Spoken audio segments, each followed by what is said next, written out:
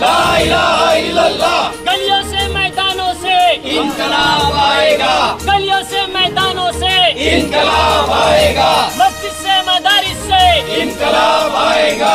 लड़ेंगे। गिरेंगे। तहफ़्फ़ुज़ औक़ाफ़ कमेटी जिंदाबाद। तहफ़्फ़ुज़ औक़ाफ़ कमेटी।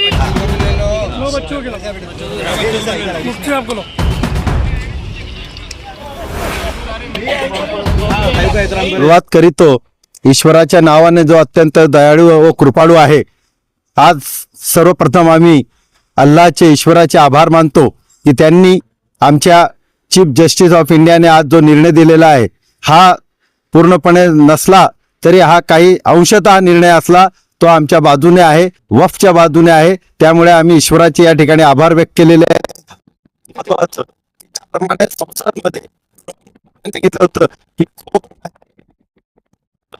कायदा करतो विरोधात जाईल आणि त्याच्या बाजूने निडेल त्याच्यासाठी मोठी चपराक आहे हे आम्ही कबूल करतो की संसदेपेक्षा सुप्रीम कोर्ट मोठी नाही, परंतु संविधान मध्ये सुप्रीम कोर्टाला तो 369 प्रमाणे हक्क दिलेला आहे की जर संसद बहुमताच्या जोरावर कोणताही मौलिक अधिकाराच्या विरुद्ध जाऊन कायदा करत असेल तर त्याला थांबवण्याची शक्ती या संविधानाने या सुप्रीम कोर्टाला दिलेली आहे। आणि आज सुप्रीम कोर्टाने या संसदेला दाखवून दिलं आहे की जर तुम्ही अशी मनमानी करत असाल तर तुम्हाला चपराक देण्याचं काम हे सुप्रीम कोर्टात आहे। म्हणून आम्ही ईश्वरानंतर सुप्रीम कोर्टाचे सुद्धा आभार व्यक्त करतो। सुप्रीम कोर्टाने जो काही निर्णय दिलेला आहे तो पूर्णतः नसला, अजून आमची केस चालू राहणार आहे। हा अंशतः निकाल हा इंटेरियम निकाल आहे, अजून हा केस चालणार आहे पूर्णपणे। आणि जेव्हा अंतिम निर्णय होईल तेव्हा सर्वांसमक्ष येईल की हा खरोखरच अन्याय झालेला होता मुस्लिम समाजावर वक्फ कायदा 1995 वर। त्यामुळे आम्ही या कायद्याचा ज्याप्रमाणे आधी विरोध करतोय 2025 वक्फ याने उम्मीद कायद्याचा आम्ही पुढे करतच राहणार। त्यासाठी आम्ही रस्त्यावरची आणि कायद्याची लढाई लढत राहू इतकंच बोलतो। धन्यवाद। वक्फ बचाव समिती समन्वयक फारूक शेख जळगाव। बिस्मिल्लाहिर्रहमानिर्रहीम। आज 15 सितंबर 2025 बरोज पीर हिंदुस्तान की सुप्रीम कोर्ट ने आज एक तारीखी फैसला सुनाया जिसमें हुकूमत की जानिब से वक्फ अमेंडमेंट एक्ट जो पास किया गया था उस पर एक आंशिक और पार्शल स्टे लगाते हुए हुकूमत ने बहुत सारी उसकी शिकों को अभी जो है वो रद्द और मनसूख किया है और उस पर रोक लगाई है। जिसमें सबसे पहली चीज तो ये थी कि 5 साल तक वाकिफ का प्रैक्टिकल मुस्लिम होना ये शर्त करार दिया गया था जो कि सरासर एक धार्मिक भेदभाव था। तो हुकूमत ने इस 5 साल की शर्त के ऊपर एक पार्शल जो है स्टे लगा दिया।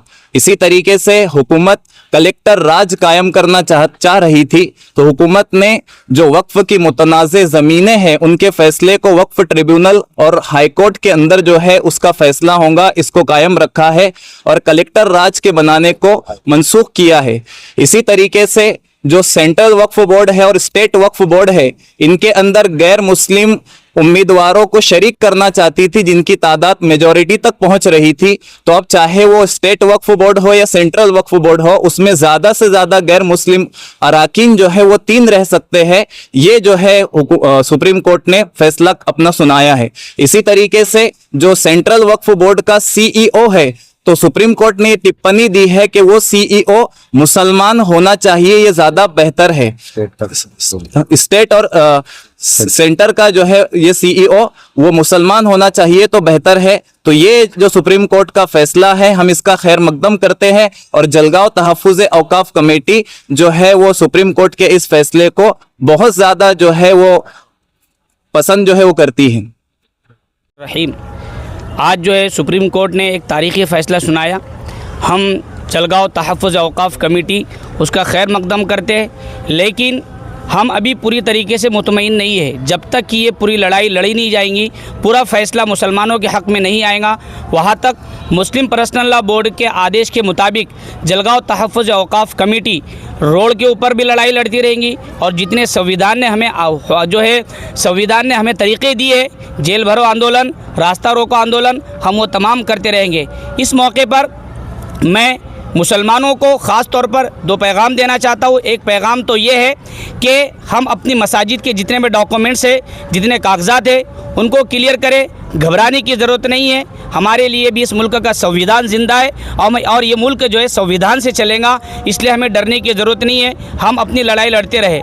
इसी तरीके से दूसरी, मैं उन तमाम लोगों को जो घरों में बैठकर जो है तमाशा देखते हैं और सिर्फ अल्लाह की मदद के आने का इंतज़ार करते, ये कहना चाहता हूँ कि जब भी मुसलमानों पर कोई अत्याचार हो, मुसलमानों पर जुल्म हो, मुसलमानों की प्रॉपर्टी पर अगर किसी की नापाक निगाहें उड़ती है, तो हमें इस मुल्क के कानून का सहारा लेते हुए घरों से निकलकर जो वो तमाम अधिकार को इस्तेमाल करना चाहिए जो इस मुल्क के कानून ने हमें दिए हैं। ये फ़ैसला हमें बताता है कि हम लड़ेंगे तो इंशाअल्लाह ज़रूर जीतेंगे और इंशाअल्लाह अल्लाह की मदद ज़रूर आएगी। इस कानून के आने से पहले, इस हुक्म के आने से पहले हर किसी को लग रहा था कि शायद उन लोगों की जीत होगी जिनकी हुकूमत है, लेकिन सुप्रीम कोर्ट के फैसले ने बताया कि कानून सबसे पहले, हुकूमत और ये सारी चीज़ें बाद में। हम एक मरतबा फिर इस फैसले का खैर मकदम करते, लेकिन ये बताना चाहते कि तहफ़्फ़ुज़ औक़ाफ़ कमेटी इंशाअल्लाह आखिर दम तक जो है लड़ते रहेंगी, कानूनी एतबार से भी और लोड की लड़ाई भी। मुफ्ती मोहम्मद खालिद,